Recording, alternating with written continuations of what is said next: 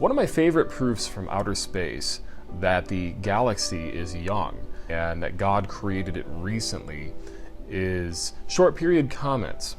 Now, short period comets, they have an orbit of every 200 years where they go around the sun, and they come up right close to the sun, and every time they come close to the sun, they burn up about 3 to 5%. Now, in less than 10,000 years, all of the short period comets in our solar system will be completely wiped out. They'll be gone. They will have deteriorated from passing by the sun every 200 years.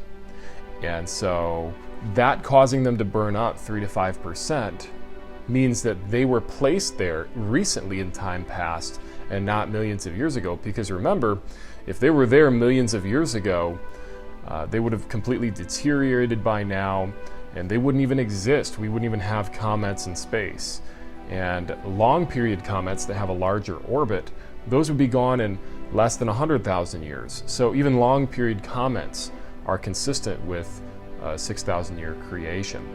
And so this is one of my favorite evidences for a recent creation, and to prove that evolution is also a fraud and a fairy tale.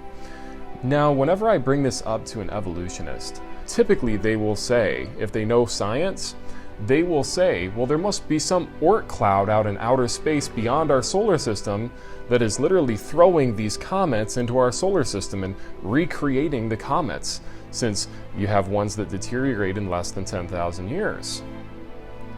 But what's interesting is they don't even have any evidence for it. If you type in Oort cloud evidence, the first thing that pops up is that there is no evidence that the Oort cloud even exists. Now, atheists will cry all day for evidence that the Bible is true, or that the flood of Noah is true, or that the creation story is true.